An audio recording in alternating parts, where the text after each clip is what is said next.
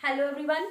तो स्टूडेंट्स, हमने कल के लेक्चर में देखा था एंथर का स्ट्रक्चर। हमने एंथर के स्ट्रक्चर के बारे में स्टडी किया था और फाइनली हमने देखा था कि पोलन ग्रेन्स जो है वो पोलन सैग या माइक्रोस्पोरेंजिया में प्रोड्यूस हो रहे थे, है ना। तो आज हम आगे बढ़ेंगे। आज हम देखेंगे कि वो जो पोलन ग्रेन्स हैं वो कैसे बनते हैं, ठीक है। उस प्रोसेस को समझेंगे। आप ह्यूमन रिप्रोडक्शन याद करो। सबसे पहले हमने क्या किया था, वो जो गोनैड्स थे, मीन्स उस पर्टिकुलर ऑर्गन में जो जहाँ पे गैमेट्स प्रोड्यूस होते थे, पहले हमने उनकी स्टडी की, उनकी एनाटॉमी देखी। फिर हमने आगे का प्रोसेस देखा था वो गैमेट्स कैसे बनते हैं। तो जो ह्यूमन में मेल गैमेट बना था उस प्रोसेस को हमने बोला स्पर्मेटोजेनेसिस, है ना। तो जो प्लांट्स में मेल गैमेट बनेंगे, पोलन ग्रेन्स बनेंगे, उस प्रोसेस को हम बोलते हैं माइक्रोस्पोरोजेनेसिस। देखो, जैसे हमने ह्यूमन रिप्रोडक्शन में प्रोसीड किया था, हम लाइकवाइज प्लांट्स में भी वैसे ही प्रोसीड कर रहे हैं, ठीक है। तो आज हम पढ़ेंगे माइक्रोस्पोरोजेनेसिस के बारे में, ठीक है। देखो, माइक्रोस्पोरोजेनेसिस क्या है। ये वो प्रोसेस है जिससे हमारे पास प्लांट्स के जो गैमेट्स होते हैं, प्लांट के मेल गैमेट्स होते हैं, जिनको हम बोलते हैं पोलन ग्रेन्स या माइक्रोस्पोर्स, वो प्रोड्यूस होते हैं। और वो कहाँ प्रोड्यूस होते हैं, किससे प्रोड्यूस होते हैं। मैंने आपको बताया था एनाटॉमी में कि ये तो एंथर की एक ये आ गया एक माइक्रोस्पोरेंजिया, एक पोलन सैग है। तो इसमें क्या होता है हमारे पास अंदर सबसे इंटरनली यहाँ पे टेपिटम क्लियर होती है और उसके अंदर माइक्रोस्पोर मदर सेल होता है ना। माइक्रोस्पोर मदर सेल होता है जिससे फाइनली जहाँ पे माइक्रोस्पोर्स बनते हैं, ठीक है। तो माइक्रोस्पोर इसी से बनते हैं, माइक्रोस्पोर मदर सेल। तो इसको हम कैसे डिफाइन कर सकते हैं, it is the process of formation, किसकी फॉर्मेशन, प्लांट मेल गैमेट्स, जिनको हम बोलते हैं pollen grains, formation of pollen grains, या फिर इनको हम माइक्रोस्पोर्स भी बोलते हैं।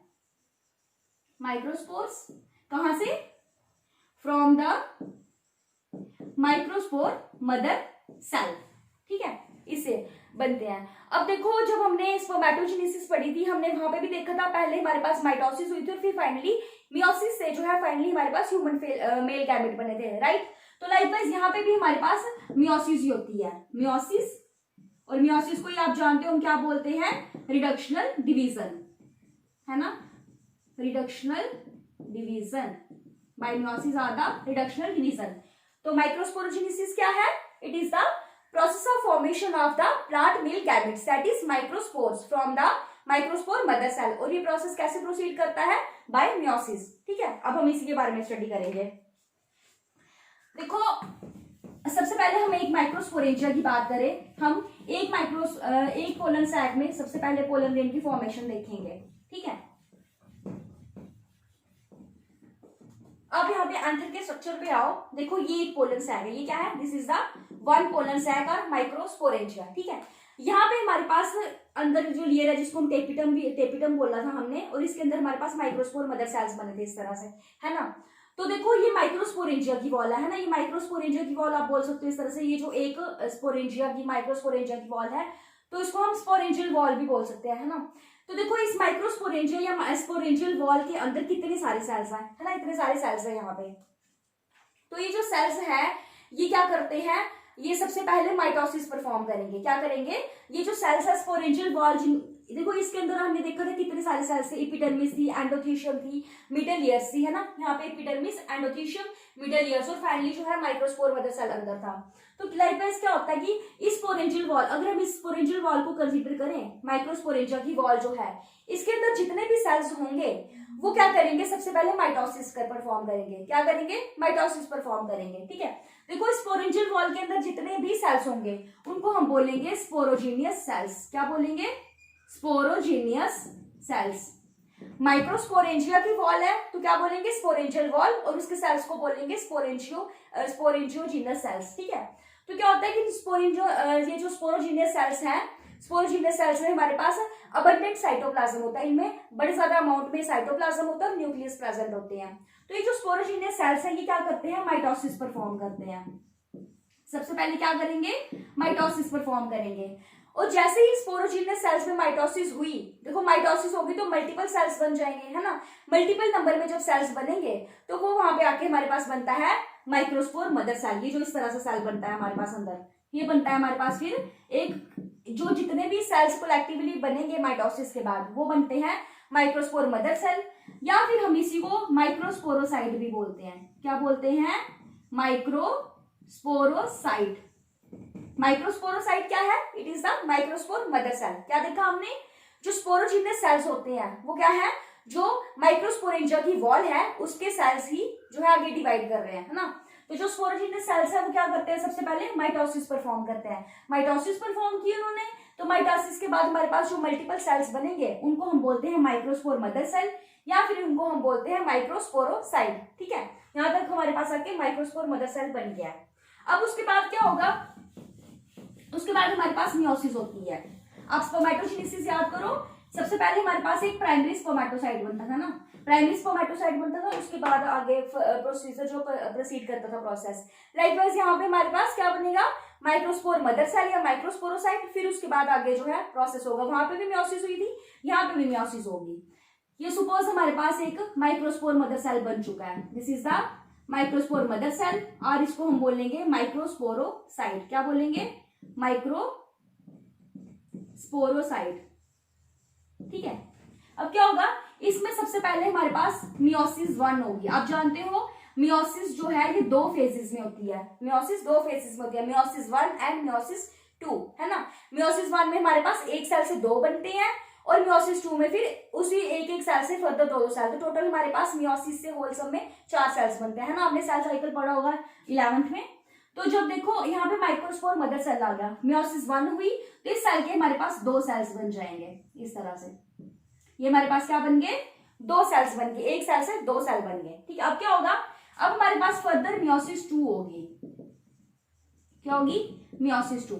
मियोसिस 2 हुई तो इस सेल के भी 2 बनेंगे, है ना। फॉर एग्जांपल हम ऐसे बना देते हैं, ये 2 सेल्स इसके बन गए, और इस सेल के भी 2 सेल्स हमारे पास बन गए इस तरह से। तो ये हमारे पास देखो 2 सेल से फाइनली 4 सेल्स बन गए हैं। तो देखो एक हमने माइक्रोस्पोर मदर सेल लिया था, जब पूरी मियोसिस हुई तो हमारे पास ये 4 सेल्स जो है ये बन चुके हैं एक पोलन सैक में, है ना। तो ये 4 सेल्स बने हैं, इनको हम टेट्राड बोल सकते हैं। क्या बोल सकते हैं, टेट्राड। टेट्राड किसका, माइक्रोस्पोर्स का। Tetrad of the microspores are the pollen grains. ठीक है, मियोसिस होने के बाद माइक्रोस्पोरोसाइट से हमारे पास क्या बन गए, टेट्राड जो है बन चुका है। ये किसमें बना, भी एक पोलन सैक में हमारे पास बना है। ठीक है, लाइकवाइज दूसरे पोलन सैक की बात करें, ये 1, 2, 3, 4, देखो 1, 2, 3, 4, यहाँ पे हमारे पास 4 जो है पोलर सैक्स होते हैं, है ना। एक एंथर में हमने देखा था डाइथिकस एंथर में 2 लोब होते हैं, लेकिन 2 लोब्स में हमारे पास 4 जो है पोलन सैक्स होते हैं, राइट। तो इसी तरह से ये एक माइक्रोस्पोर मदर सेल, ये दूसरा, तीसरा, चौथा, तो ये होल सम में जाके इनके भी आगे हमारे पास फर्दर माइटोसिस और मियोसिस के बाद 4 जो सेल्स हैं ये बन जाएंगे। ठीक है, इसके भी 4 बने, इसके भी 4, और इसके भी 4 बन जाएंगे, है ना। टेट्राड बन जाएगा इनका भी सबका। तो देखो हमारे पास कलेक्टिवली इतने सारे जो माइक्रोस्पोर्स हैं वो बन चुके हैं, इसमें एंथर में, एक एंथर में हमारे पास इतने सारे जो माइक्रोस्पोर्स हैं वो बन चुके हैं। ठीक है, अब माइक्रोस्पोर्स यहाँ पे आके फाइनली बन गए हमारे पास, दीज आर द माइक्रोस्पोर। ये भी माइक्रोस्पोर्स का टेट्राड बना है। ठीक है, टेट्राड बना है। अब जैसे ही मैच्योरिटी होती है, जब पोलन ग्रेन्स जो मैच्योर होंगे तो क्या होता है, ये जो जॉइनिंग होती है इनके बीच में, ये जो वॉल्स है ब्रेक हो जाती है, जो माइक्रोस्पोर्स है वो सेपरेट हो जाते हैं इस तरह से। ठीक है, क्या बोला मैंने, जब मैच्योर होते हैं पोलन ग्रेन्स तो उनके बीच में जो वॉल्स होती हैं जिन्होंने ज्वाइन किया होता है माइक्रोस्पोर्स को, वो ब्रेक होती है, और जो माइक्रोस्पोर्स पोलन ग्रेन्स है वो सेपरेट हो जाते हैं। ठीक है, अभी हमने देखा कि माइक्रोस्पोर्स सेपरेट हो गए, माइक्रोस्पोर्स हमारे पास बन गए एंथर में और वो सेपरेट हो चुके हैं। ठीक है, मतलब एक ही टेट्राड में, टेट्राड से जो है वो सेपरेट हो चुके हैं। अब क्या होगा आगे, अब जाहिर सी बात है उन्हें आगे फर्दर फर्टिलाइजेशन करनी होगी, फ्यूजन करनी होगी, तो उनको क्या करना है, एंथर से रिलीज होना है ना, एंथर से रिलीज होंगे। अब वो यहाँ पे आके देखो, अभी यहाँ पे आके सपोज हमारे पास पोलन ग्रेन्स बन भी गए हैं, पोलन ग्रेन्स बन गए हैं। अब इनको क्या करना है, अब इनमें रिलीज होना है, तो एंथर से बाहर निकलेंगे। तो क्या कैसे निकलेंगे, एंथर डाइसाइज होगा, है ना, मतलब एंथर जो है इसकी वॉल ब्रेक होगी तभी तो बाहर निकलेंगे ना। तो फिर क्या होता है, उसके बाद हमारे पास एंथर जो है, एंथर की डाइसेंस होती है, डाइसेंस ऑफ एंथर। ठीक है, एंथर जो है डाइसाइज करता है, ब्रेक करता है, जिसके बाद जो पोलन ग्रेन्स बने हुए होते हैं वो जो है रिलीज हो जाते हैं। ठीक है, तो ये था माइक्रोस्पोरोजेनेसिस का प्रोसेस। क्या देखा हमने, ये क्या है, इससे जो पोलन ग्रेन्स बनते हैं, फॉर्मेशन, और देखो डिफरेंशिएशन भी होती है उनकी। डिफरेंशिएशन का क्या मतलब कि माइक्रोस्पोर्स पहले तो बन तो गए, उसके बाद इनके बीच की वॉल जो है वो ब्रेक होगी, वॉल ब्रेक होगी तो वो डिफरेंशिएशन होगा एक तरह से, कि वॉल्स ब्रेक हो गए और वो सेपरेट हो गए। ठीक है, तो इसको हम ऐसे ही बोल सकते हो, process of the formation and differentiation of the microspores और द पोलन ग्रेन्स, राइट। तो यहाँ पे आगे हमने देखा माइक्रोस्पोर्स बन गए। अब आगे क्या होना है, एंथर को डाइसाइज करना है, एंथर डाइसाइज करेगा तभी तो पोलन ग्रेन्स जो है वो रिलीज होंगे ना। अब डाइसाइज कैसे करता है एंथर, देखो क्या होता है, मैंने आपको बताया था कल के लेक्चर में भी कि जो टेपिटम और मिडल ईयर्स होती हैं एंथर में, टेपिटम और जो मिडल ईयर्स होती हैं वो क्या करती हैं, वो न्यूट्रिशन प्रोवाइड करती है ना पोलन ग्रेन्स को। पोलन ग्रेन्स जो डेवलप हो रहे होते हैं उनको न्यूट्रिशन प्रोवाइड करती हैं। तो सबसे पहले क्या होता है कि मिडल ईयर्स और जो टेपिटम की लेयर है वो डिजनरेट करती है। क्या बोला मैंने, सबसे पहले मिडल ईयर और टेपिटम की वॉल जो है वो डिजनरेट करेगी, ठीक है। अब देखो यहाँ पे बाहर हमारे पास एपिडर्मिस है, फिर एंडोथीशियम है और फिर मिडल ईयर और टेपिटम है ना। तो सबसे पहले क्या होगा, अब इसको डाइसाइज करना, यहाँ से बाहर निकलना है, सपोज इधर से बाहर, तो ये सारी वॉल्स पहले ब्रेक होंगी, है ना, ब्रेक होंगी तभी तो बाहर निकल पाएगा ना। तो सबसे पहले क्या होता है, मिडल ईयर्स और एंडोथीशियम की वॉल ब्रेक करती है, सॉरी टेपिटम नहीं एंडोथीशियम। सबसे पहले क्या होगा, मिडल ईयर्स और एंडोथीशियम की जो और टेपिटम की वॉल्स होती हैं वो ब्रेक करती हैं, ठीक है। क्या होगा, मिडल ईयर्स और टेपिटम की वॉल जो है ये डीजनरेट कर जाएगी एंड टेपिटम डीजनरेट्स, ठीक है। सबसे पहले मिडल ईयर और जो टेपिटम की वॉल होगी, माइक्रोस्पोर मदर सेल के बाहर जो वॉल होगी और मिडल ईयर्स होंगी, देखो ऐसे समझो, ये है हमारे पास माइक्रोस्पोर मदर सेल, है ना, यहाँ पे माइक्रोस्पोर्स बन गए हैं। इसके बाहर जो लेयर है ये क्या होती है, टेपिटम होती है। टेपिटम और उसके बाहर सराउंडिंग में फिर हमारे पास मिडल ईयर्स होती है ना। तो माइक्रोस्पोर से यहाँ निकलना है, तो सबसे पहले इसको निकलना है तो पहले तो ये वॉल ब्रेक होनी चाहिए, है ना, इसको चाहिए ये वाली वॉल टूटे, फिर उसके बाद ये वाली। तो पहले ये क्या है, टेपिटम, फिर मिडल ईयर्स। तो सबसे पहले क्या होता है, मिडल ईयर और टेपिटम जो है वो डिजनरेट कर जाती है, वो डिजनरेट होती है और इस डिजनरेटेड मास को हम बोलते हैं यूबिश बॉडीज। क्या बोलते हैं, यूबिश बॉडीज। यूबिश बॉडीज क्या है, these are the degenerated middle ear and the tapetum. ये जो मास डिजनरेट हो गया हमारे पास उसी को हम बोलते हैं यूबिश बॉडीज, ठीक है। सबसे पहले क्या होता है, हमारे पास यूबिश बॉडीज बनती है मिडल ईयर और टेपिटम की डिजनरेशन से, ठीक है। यूबिश बॉडीज बन के ये जो मास है वो डिजनरेट हो चुका है, राइट। उसके बाद क्या होता है, देखो नेक्स्ट लेयर क्या है हमारे पास, एंडोथीशियम, है ना, एंडोथीशियम की लेयर है। तो एंडोथीशियम में एक प्रॉपर्टी होती है हाइग्रोस्कोप की, ठीक है। क्या करता है, एंडोथीशियम क्या होती है, हाइग्रोस्कोपिक होती है, हाइग्रोस्कोपिक, ठीक है। एंडोथीशियम क्या है, ये हाइग्रोस्कोपिक होती है। हाइग्रोस्कोपिक मतलब कि इसमें इतनी एबिलिटी होती है कि सराउंडिंग से वाटर को एब्जॉर्ब कर पाए। क्या बोला मैंने, एंडोथीशियम में इतनी एबिलिटी होती है कि वो बाहर सराउंडिंग से जो वाटर है उसको एब्जॉर्ब कर सके, उसी को हम बोलते हैं हाइग्रोस्कोपिसिटी, ठीक है, हाइग्रोस्कोपिक प्रॉपर्टी, ठीक है। तो एंडोथीशियम में क्या है, उसमें एबिलिटी है कि वो सराउंडिंग से वाटर को एब्जॉर्ब करेगी। तो कैसे होगा, यहाँ पे एंडोथीशियम की वॉल है, ये वाटर एब्जॉर्ब करती जाएगी बाहर से, ठीक है। आप देखो यहाँ पे वाटर जो है एब्जॉर्ब हो रहा है, वाटर इसके अंदर अकोमुलेट हो रहा है। अब आप सोचो, सपोज यहाँ पे कोई चीज है इतनी सी, ठीक है, इतनी सी चीज है यहाँ पे। अब यहाँ से अगर ये वाटर एब्जॉर्ब करे, ठीक है, वाटर अंदर आए तो ये एनलार्ज होती जाएगी ना इस तरह से, है ना, एनलार्ज होती जाएगी जैसे वाटर अकोमुलेट होगा। तो जैसे जैसे ये एनलार्ज होती जाएगी तो जो बाहर इसकी जो लेयर होगी उस पर क्या होगा, एक प्रेशर जनरेट होता है ना। फिर से देखो, सपोज हमारे पास यहाँ पे कोई चीज है ऐसे इस तरह से, ये चीज है, तो यहाँ पे इसके बाहर ही सराउंडिंग में ऐसी कोई लेयर है, समझने के लिए सिर्फ सुपोजिशन। तो क्या होगा, अगर सपोज ये चीज जो है कि वाटर एब्जॉर्ब कर रही है, ठीक है, वाटर अंदर आ रहा है, तो ये क्या होगा, ये स्वेल होती जाएगी, है ना, और बढ़ती जाएगी इस तरह से।